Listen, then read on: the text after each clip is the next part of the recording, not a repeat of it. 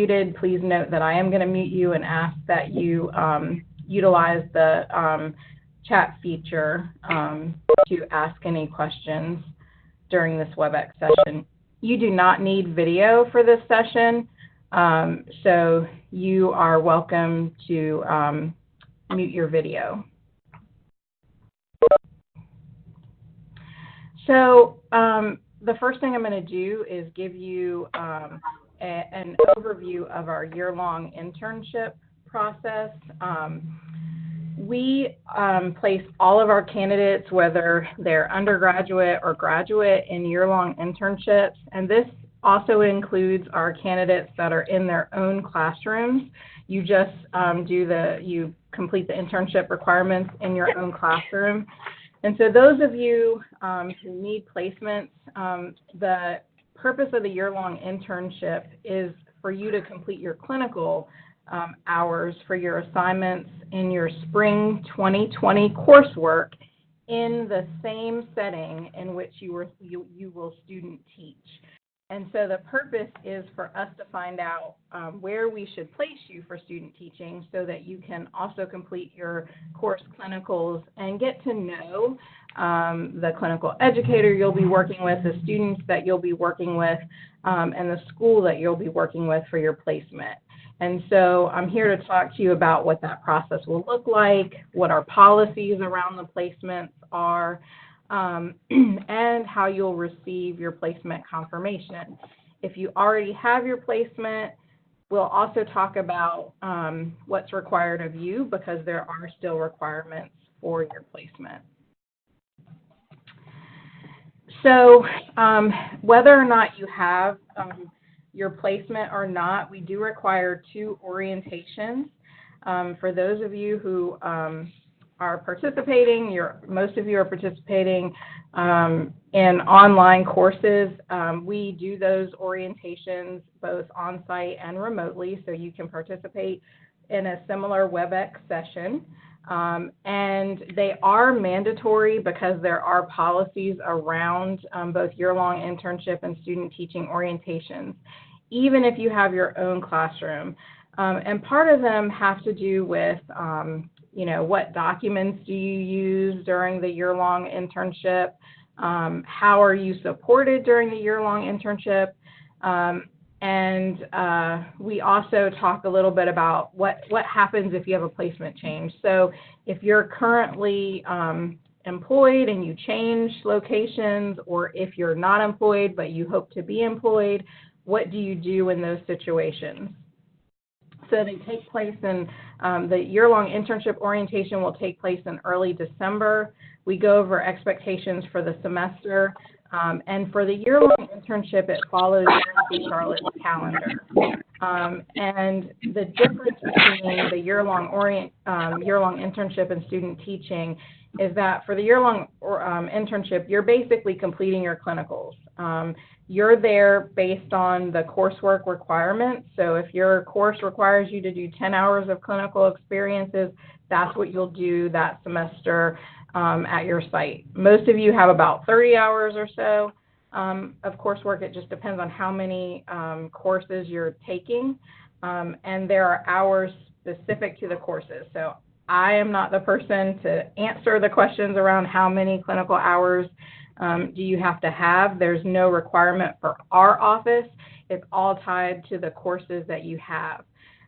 Again, if you're in your own classroom, most of the time your course instructors will approve you completing those hours in your classroom. Sometimes they want you to see different classrooms or different settings for specific reasons, or if you're teaching in a classroom that's not aligned to your licensure area, then you would have to seek another classroom. The student teaching orientation, again, is definitely mandatory. We talk about the requirements for student teaching, how you will be supervised, and whether you're a candidate in your own classroom or whether you have a clinical educator, the supervision is very important. That training, depending on the school that you're in, will either take place in July or August. We do an earlier start for those of you who have early start schools or year-round schools. We talk about the expectations for the semester. And the difference between the year-long internship and the student teaching semester is that during student teaching, you follow the school's district calendar, not UNC Charlotte's calendar. So whenever the school district starts for the semester, that's when you start. However, you do not end until the semester ends for UNC Charlotte. So some of you go a little bit longer than others. And part of that has to do with our assessment, the EdTPA requirement when you submit, if you pass EdTPA, et cetera. So keep that in mind, because the semester doesn't end early just because you start early necessarily. So for placement purposes, if you are not currently placed in a classroom, our college has a different approach to placement for student teaching, and our new focus is on placement and partnership sites. And part of the focus is to make sure we're concentrating candidates in a school site instead of having candidates sprinkled out throughout many sites and a bunch of different schools. We have partnerships with with every district that is connected to our university. So all of the major 12 districts within the Southwest Education Alliance. We place candidates within a 50-mile radius of UNC Charlotte's address. And so if you are planning on student teaching in a school that is outside of the 50-mile radius, we will still support you. We can still place you. But remember, those placements are supported by remote observations.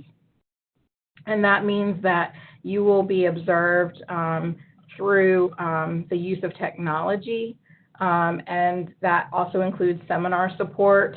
And please know, unless you're employed, you are not allowed to make or influence your school site placement, or even your school district placement. Technically, you're allowed to say, this is the county that I want to teach in, and the part of the county that I prefer.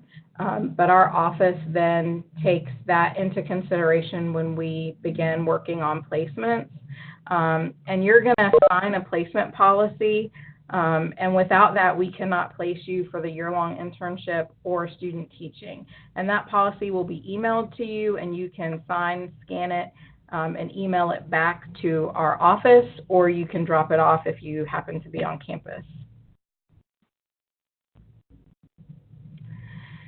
So all of you are asked, when you complete your student teaching application, to make a list of prior clinicals. We utilize that list as we're considering your placement. All of our candidates are required to adhere to the North Carolina diversity and placement requirement, and any candidates who do not meet the clinical diversity requirements will be placed in a diverse setting. It says high poverty, but not all of our diverse placements are necessarily high poverty.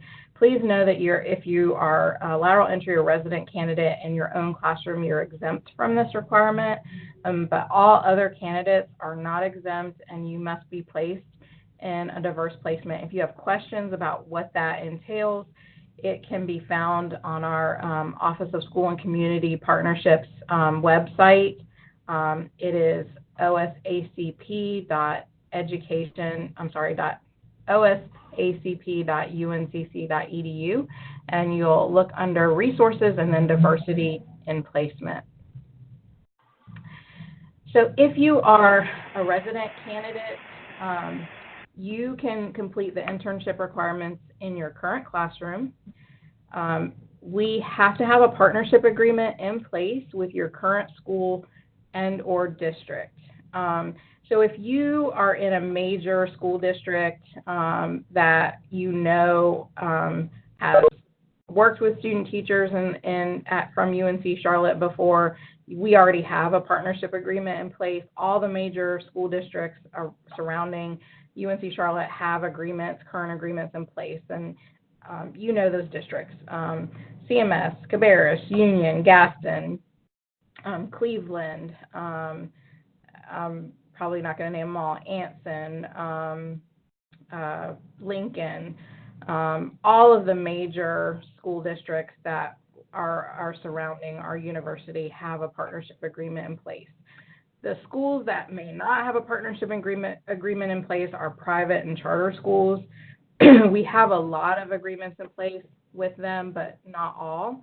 And so I do ask that you contact our office if there is any question about whether or not we have an agreement in place, because you cannot be supported or supervised for the year-long internship or the student teaching semester if we do not have an agreement in place.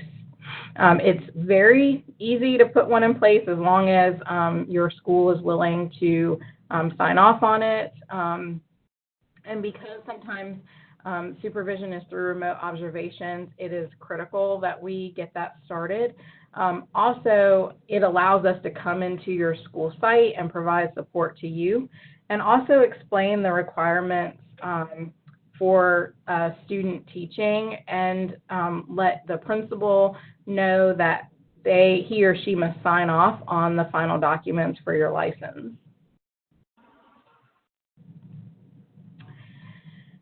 So the next part of this presentation is really talking about what we're here for, and that's really to go over the student teaching application. So your applications are completed in TaskStream, and you all automatically receive a TaskStream account. You do not have to pay for it. So be thankful, because when I went through school, I had to pay for it. And TaskStream is an online portfolio system. Your application can be found at http://taskstream.uncc.edu. In fact, if you just type in taskstream.uncc.edu, you can go there. You do have to use the Duo system, so make sure you have your phone handy. As long as you do not submit your application, you can go back and edit it as necessary.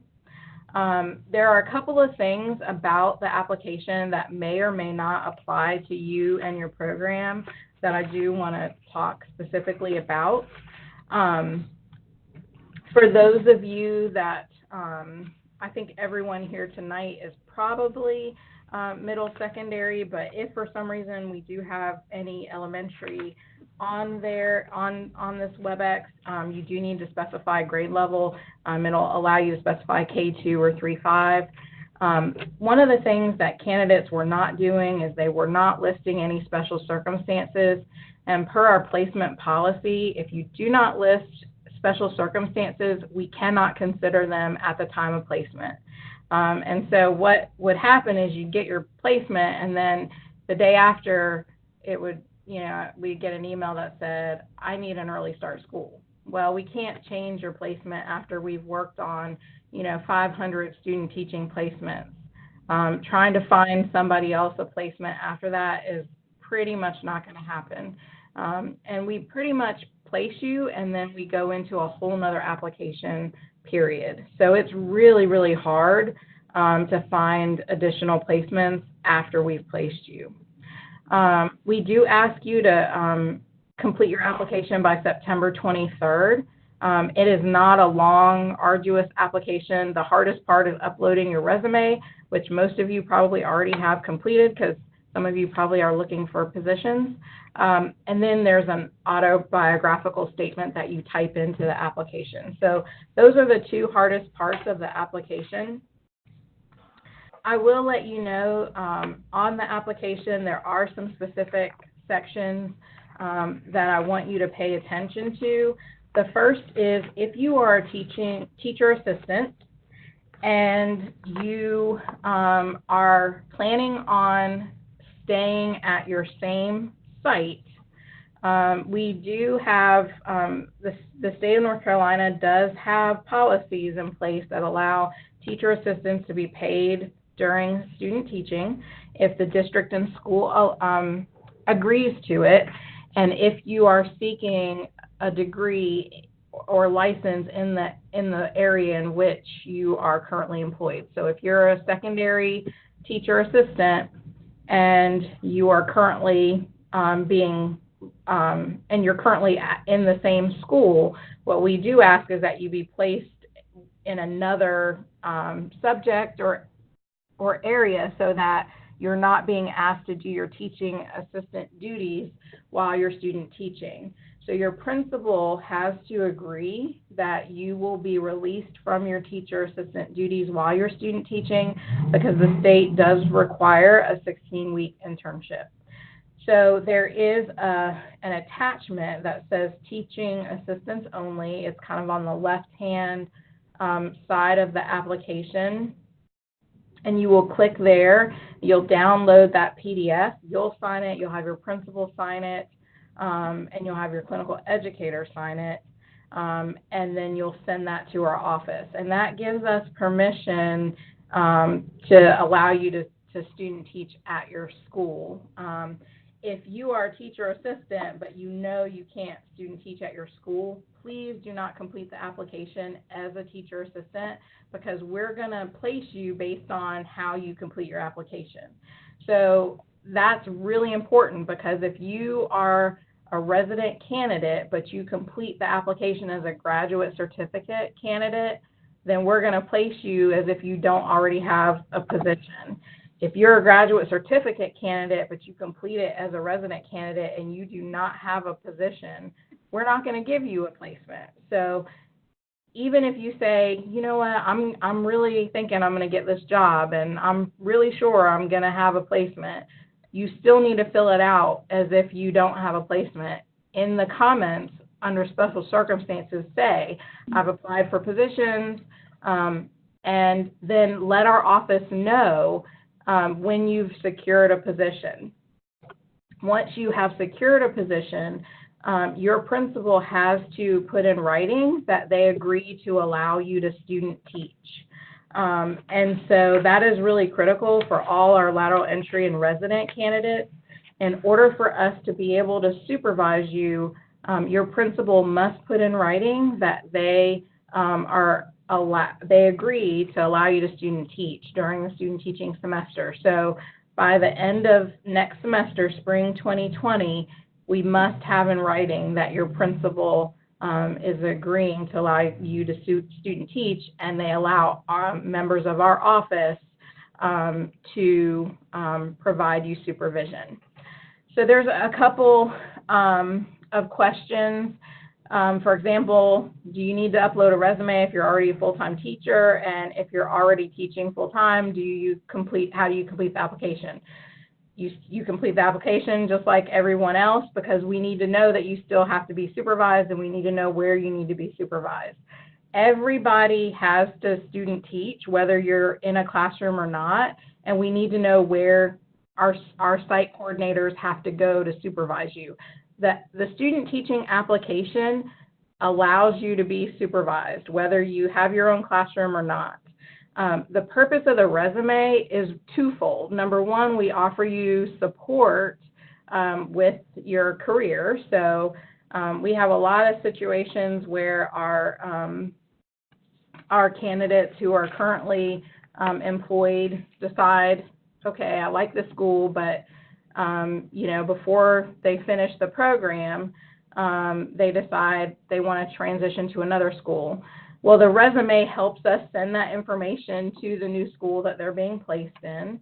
So it also provides our site coordinator that's supervising you some information about you.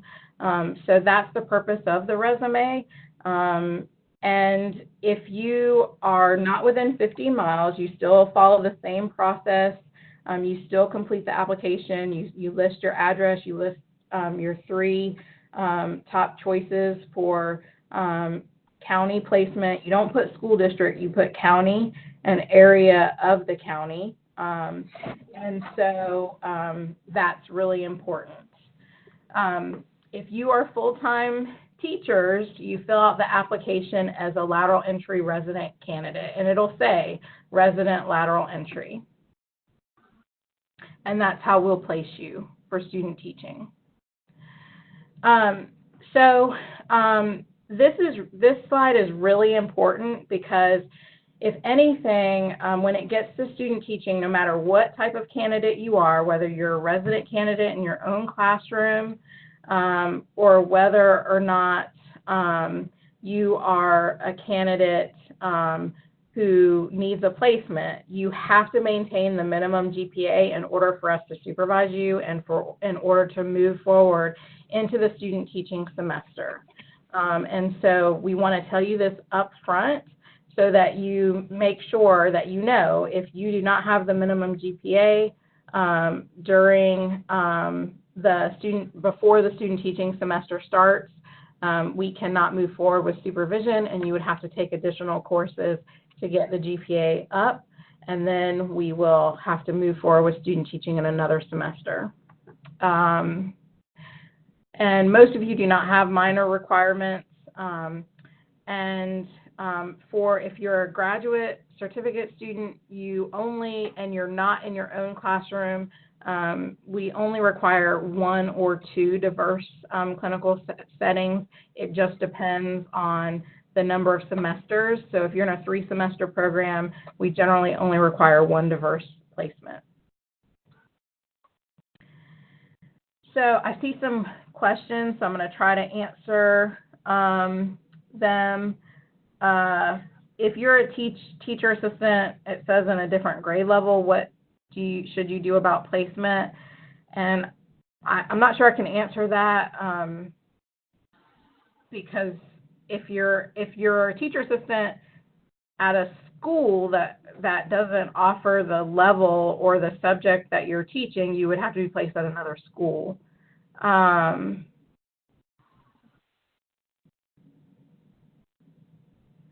You cannot make your own placement. So even if you applied for placement for clinicals and am working with a school, that doesn't necessarily mean that school will be your year-long internship and student teaching placement.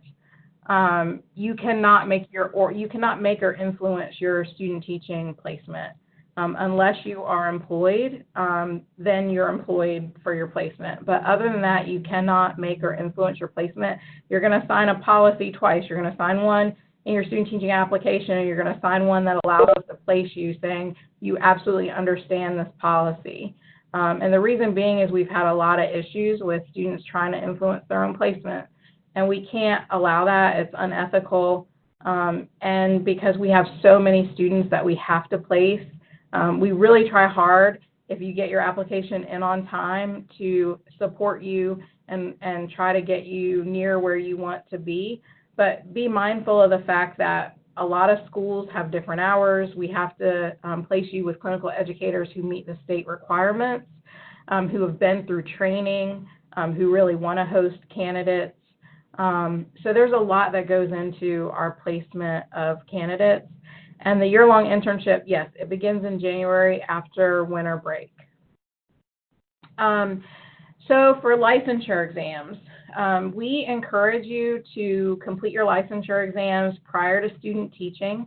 While it's not going to hold up your recommendation, you are going to do better because coursework is fresh. You get the support of UNC Charlotte faculty. I am a former principal. I was a principal for 9 years until this is the first full year that I haven't been a principal. It's so weird to say that. And like most of the people on here, actually have something in common with everybody on here, because if you're secondary, I was a high school English teacher, and if you're elementary, I was an elementary school principal. But what I will say is that it makes you way more competitive. I would hire 9 times out of 10 a candidate who had completed all the requirements for licensure, because at the end of 3 years, that candidate, if they can't pass licensure exams, I'm going to lose them anyway. So I've invested all this time and energy, and then, I can't move forward with the candidate. And if you have questions about the exams, we have free preparation materials to help you pass the licensure exam requirements. They are available on our TEAL website.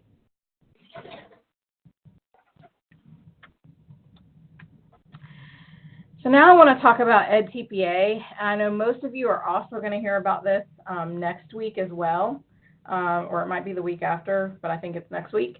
EdTPA is the final capstone project that is completed during student teaching, and you will begin working on some practice tasks next semester that you'll actually do during your year-long internship in the classroom. And part of the reason why we place you in partner sites is because your clinical educators receive training on how to support you through the EdTPA work. It is submitted and graded by Pearson. It's very similar to the National Board project, and you have to pass it not only to apply and receive a teaching license, but also to pass student teaching. So I'm going to say that again. You must pass EdTPA in order to pass student teaching. I'll say that one more time. You must pass EdTPA in order to pass student teaching. So that's another reason why we wanted to get this information to you early. It's another reason why we wanted to make sure that you go ahead and get your other licensure requirements out of the way, your other licensure exams out of the way, because the last thing you want to do is have to be stressed out and worried about EdTPA and your licensure exams. And your site coordinators will help you through the EdTPA project. But every time you have the opportunity to learn about EdTPA, take the time to learn about EdTPA. Take it from someone who, I'm nationally board certified, and I also just renewed a couple years ago.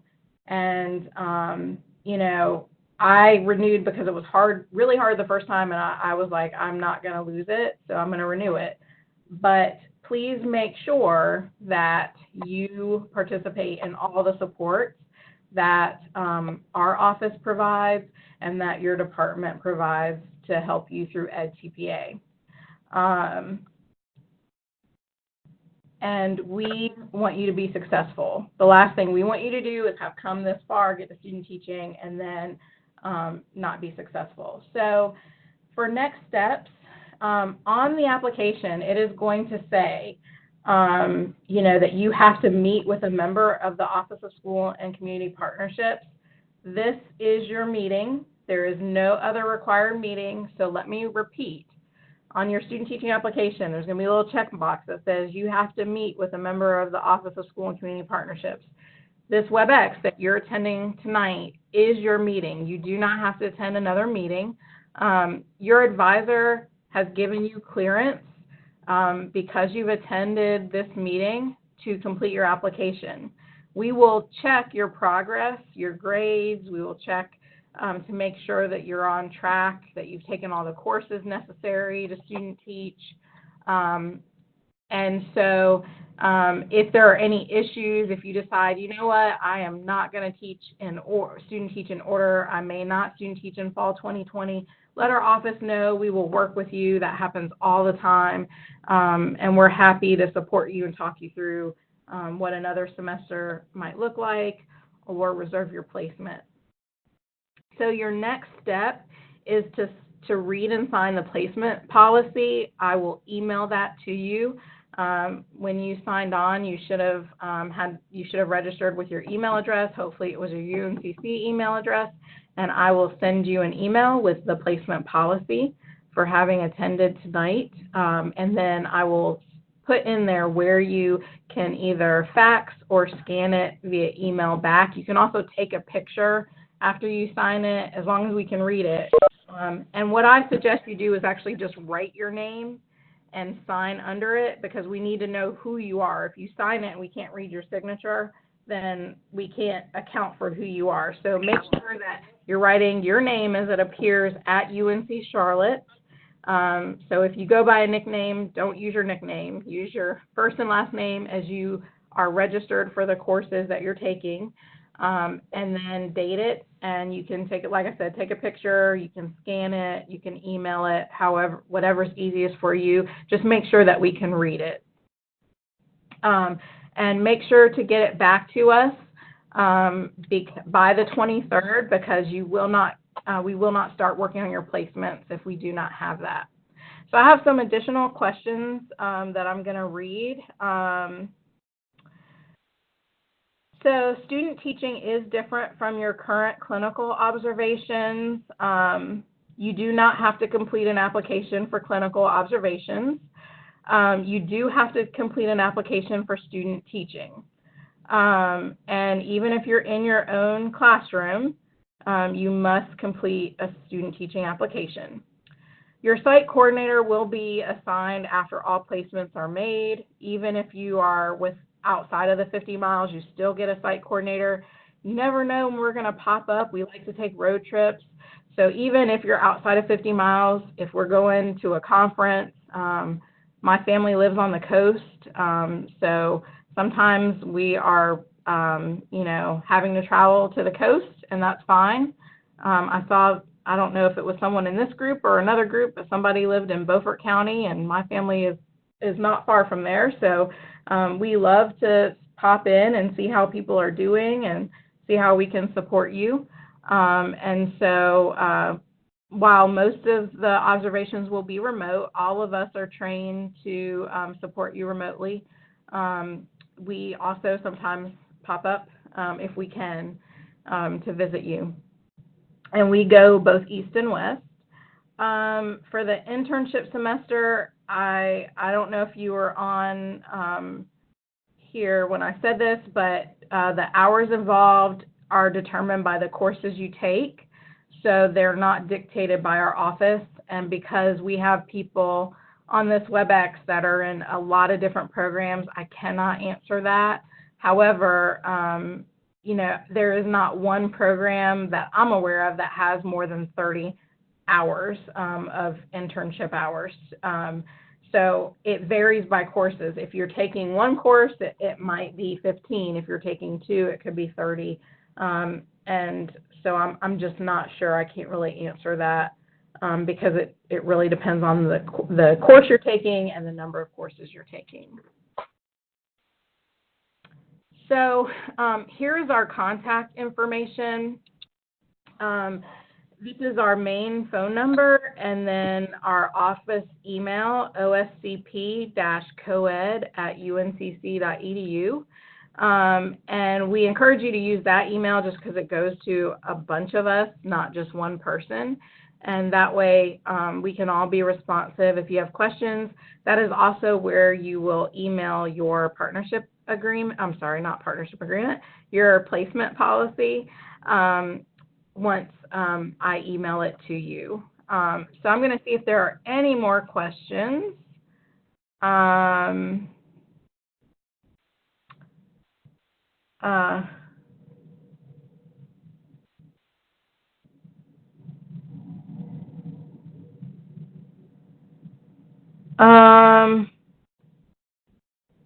don't, there's a question about old curriculum. And if you're on the old curriculum, then you're probably just going to have a placement, a student teaching placement for spring. So I think you'll just have a student teaching placement for spring, and we know who you are. So if there are no other questions, thank you so much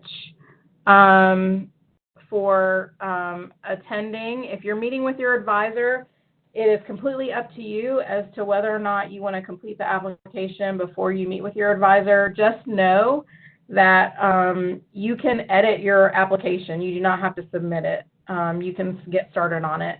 But thank you so much for attending. I hope this has been helpful. There's a question about, you thought this was meeting with the advisor. You do not have to meet with your advisor separately. Someone just had a question about meeting with their advisor. There is a separate academic advisor. And if you're meeting with your academic advisor separately, it's completely up to you. Again, thank you so much for coming. When I email you the placement policy, I'll also send this PowerPoint to you. Have a great night. If you have any questions, again, feel free to email us. Thank you so much, and have a great rest of your semester.